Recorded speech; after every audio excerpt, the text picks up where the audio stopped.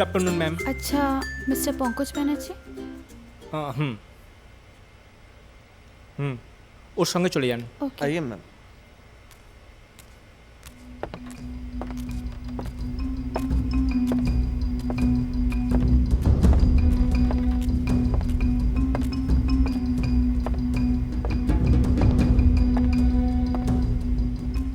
Madam आइए ma'am,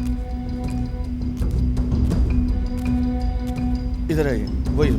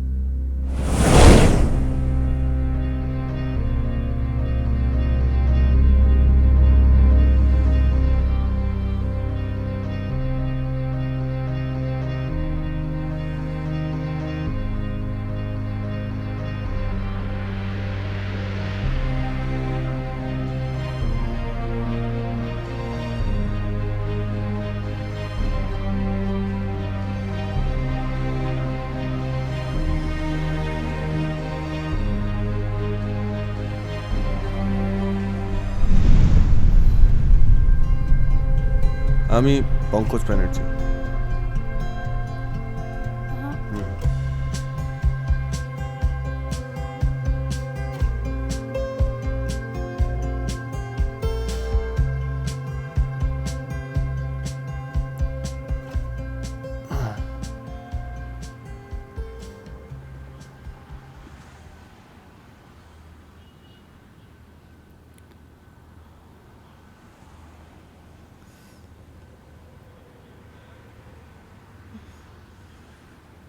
এতদিন ফোনে কথা হয়েছে, আজ প্রথম দেখা। তোমার কৃতি নামটা না খুব সুন্দর, আই লাইক ইট। আসলে আমার নাম কীর্তি, ডাক নাম কেটি, ওইটাই আমি ইউজ করি। That's better. চলবে তো? না না না,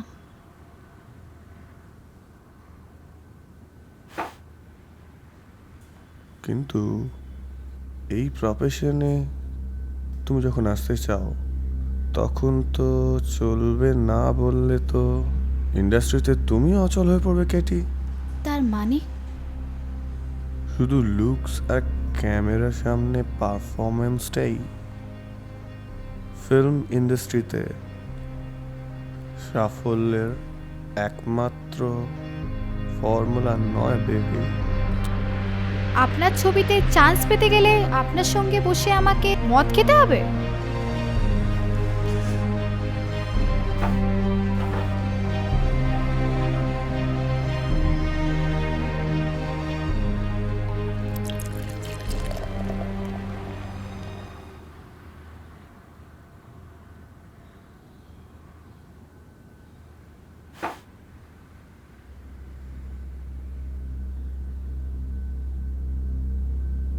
অফকোর্স নট নেসেসারি, কিন্তু ট্যাক্টফুল হতে হবে। তোমাকে নাটাকেও হ্যাঁ মতো করে বলতে হবে Katie. Really you are very sweet. তোমার এই সিম্পলিসিটিটা না আমার খুব ভালো লেগেছে।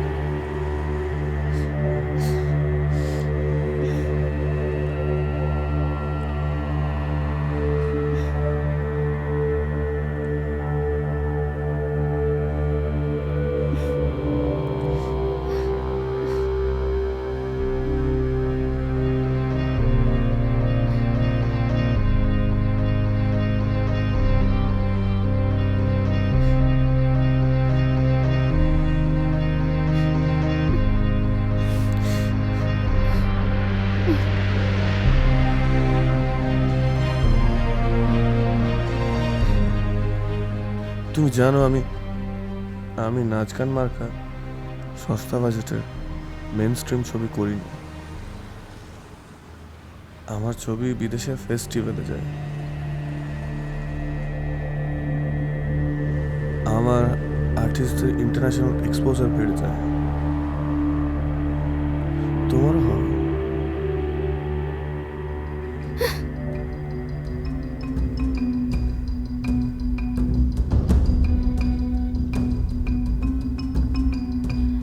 আমি এসব জানতাম না, দরকার নেই, আমায় যেতে দিন। তুমি 1 বছর ধরে আমাকে টেলিফোনে বিরক্ত করেছো, কতবার আমার সাথে দেখা করতে চেয়েছো, উল্টে আমি সময় দিইনি। আর এখন হ্যাঁ, আপনাকে ফোন করেছি, দেখা করতে চেয়েছি আপনার ছবিতে শুধু অভিনয় করতে চাই বলে। আপনার রিয়েলিস্টিক ফিল্মগুলো আমার খুব ভাল লাগে। অ্যামেচার নাটকে কাজ করতে করতে আমি খুব ক্লান্ত। তবে সেই যাওয়ার জন্য এইভাবে না, থাক প্লিজ, হাতটা ছাড়ুন, আমায় যেতে দিন। হাতটা ছেড়ে দিলে তোমার স্বপ্নটাই তো হাতছাড়া হয়ে যাবে। বোকামি করো না। আমার ছবিতে অভিনয় করার সুযোগ পেলে তবেই আর্টিস্ট গ্র্যাজুয়েট হয়, যাতে ওঠে। যাতে ওটা আমার কপালে নেই স্যার, আমায় যেতে দিন।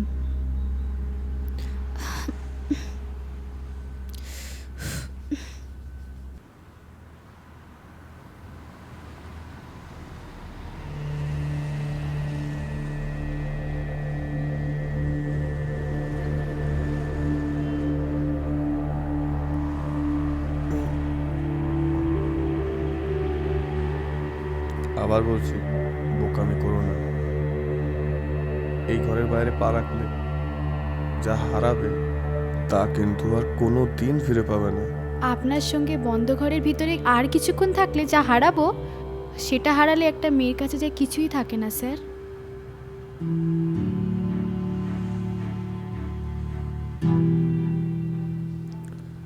ফ্রিতে পৃথিবীতে কিছুই পাওয়া যায় না, সেটা তো বিশ্বাস করো। তুমি আমার ছবিতে অভিনয় করলে তোমার বাকি জীবনটা স্বপ্নের মতো হয়ে যাবে। সেই স্বপ্নকে তুমি কোনো দাম না দিয়ে পেতে চাইছো। আশ্চর্য।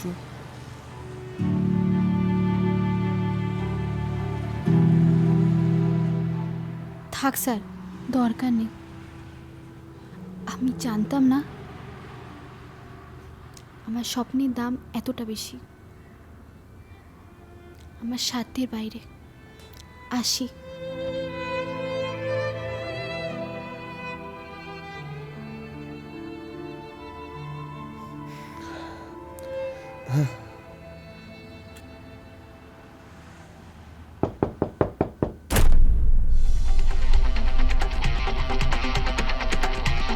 কে?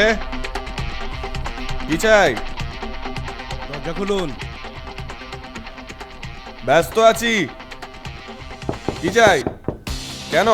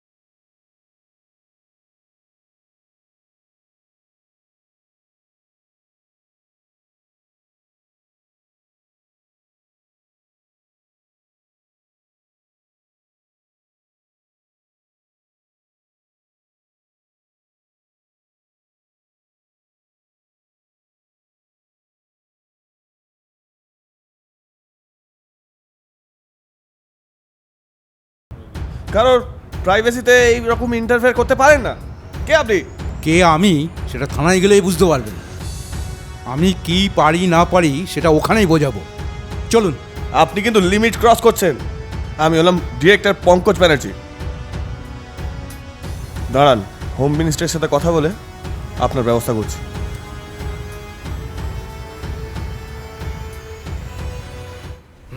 হ্যাঁ, হোম মিনিস্টার, প্রাইম মিনিস্টার সব থানাতে গিয়ে দেখাবে।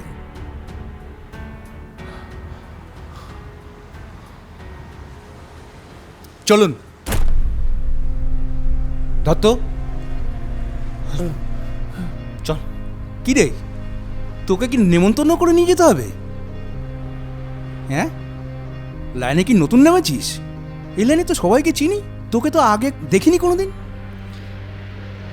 আমায় ছেড়ে দিন স্যার, আমি সিনেমায় নামতে চাই বলে এই লোকটা আমার হোটেলে ডেকেছে। মারবো একখানা। তোদের লাইনে নাটক দেখতে দেখতে না হেজে গেছি একদম। রোজই তো নীল ছবির শুটিং করছি। হ্যাঁ, ওঠ, চল। বিশ্বাস করুন স্যার, আমি সিনেমা করব বলে। ওঠ, ওঠ। ওকে ওকে ডার্লিং, থানায় চলো, তুমি আর আমি সিঙ্গলে বসে শুটিং করব।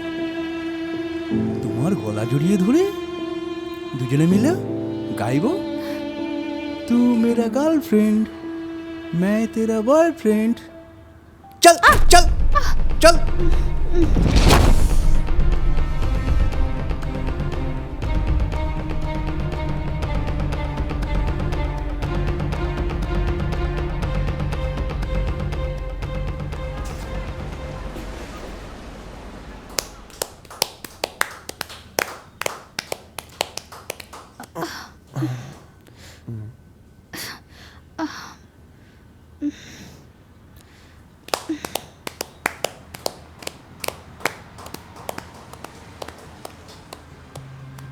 Excellent Kitty, well done.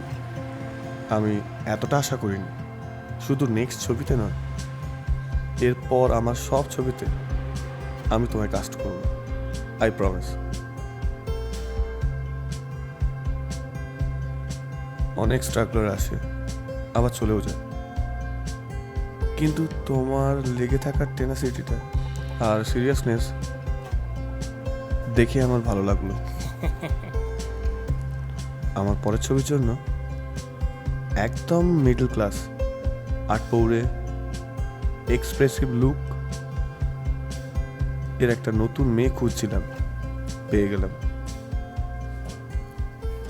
ভয় পাবেন না, আমরা দাদা অ্যাসিস্ট্যান্ট, পুলিশ পুলিশ কিছুই না। রমেন, ওখান থেকে ওই বোতল আর গ্লাসটা নিয়ে এসো। ওকে দাদা।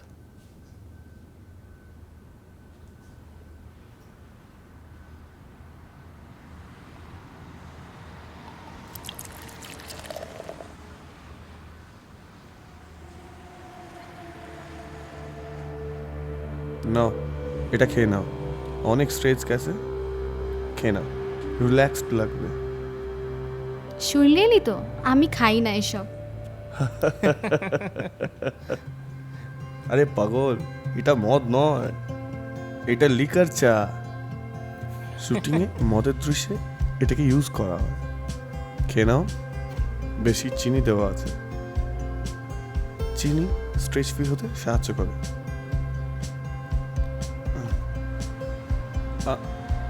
আরে নাও।